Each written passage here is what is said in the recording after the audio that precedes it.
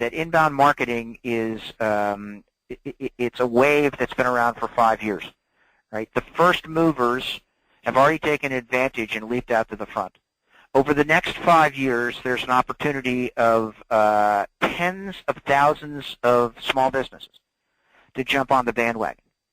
Right? The challenge is that it's going to be harder for those folks to differentiate themselves. Just think about if you were one of the people who purchased some of the first television ads or radio ads.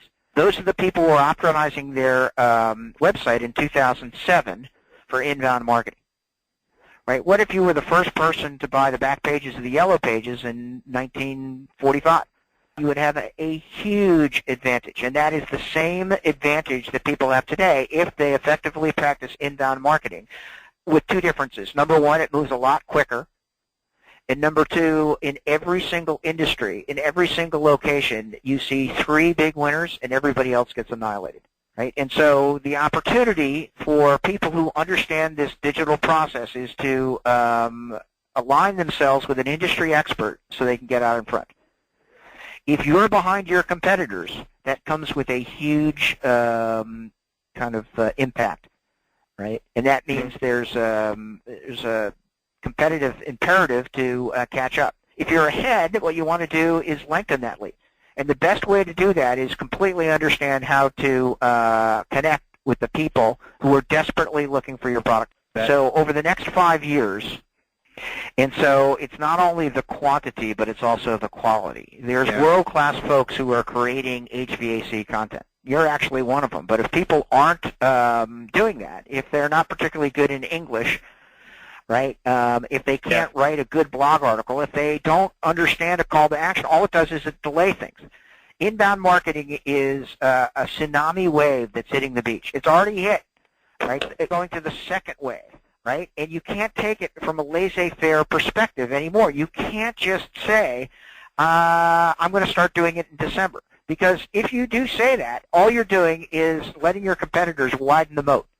Right? It's more difficult and more expensive for you to catch up. Why? Because the science of inbound marketing is all defined as creating qualified content for people to actively be involved in that content. And if you haven't started, it takes 6 months to a year to get people to do that. And if you haven't done that, then you're moving from a standstill where people have been, in mile 3 of a 26-mile marathon. They're already warmed up. They're already doing it. They're hoping that you delay, right? It's just a little bit harder for people to understand that choice that they have. But everybody has a choice. Yeah. It's our belief that everyone will practice inbound marketing in the next 10 years, or they won't have a business.